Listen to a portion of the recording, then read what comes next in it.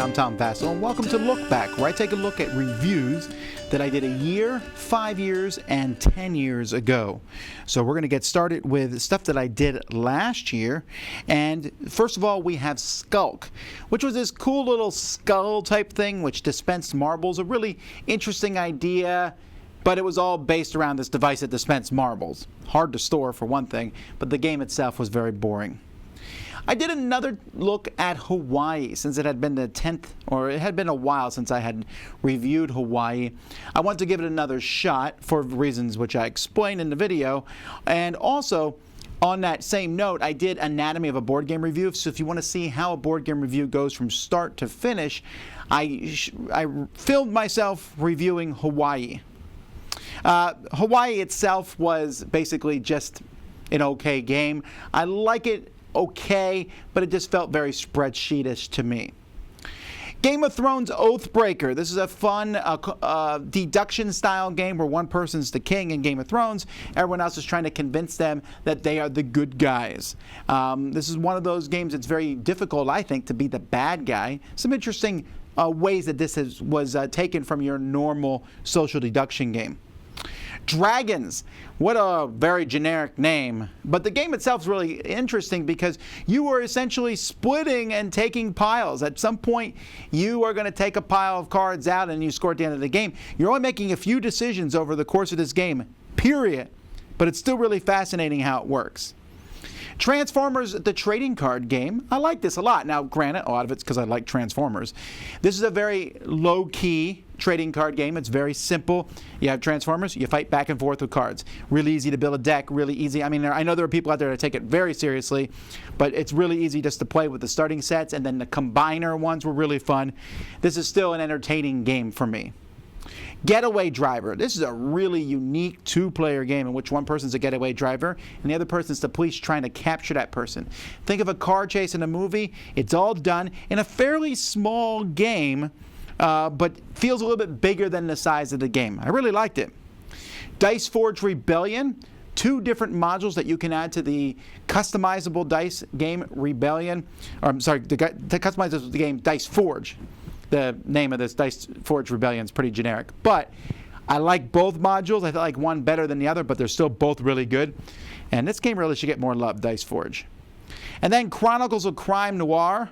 This is my favorite of the ways to play Chronicles of Crime. Goes back to the black and white movie days.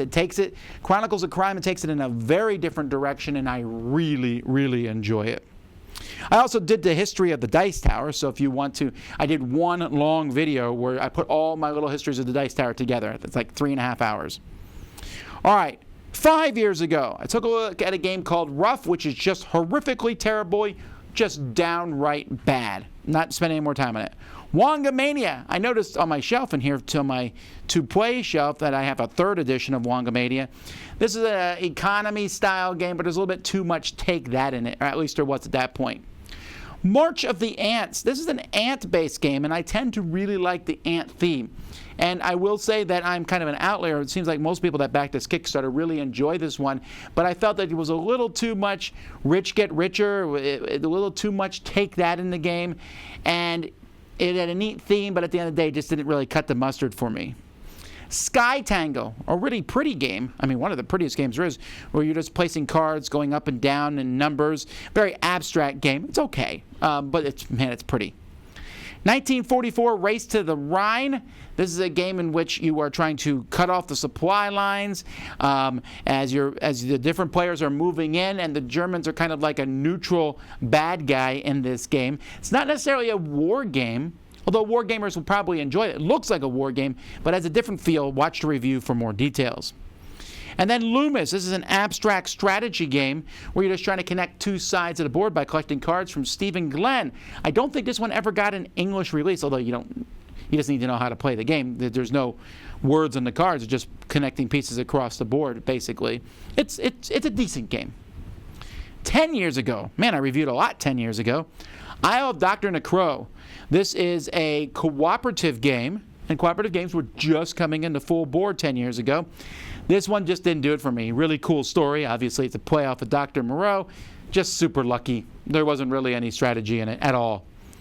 Renown, just a game in which you flip cards and roll dice. Can't really recommend that.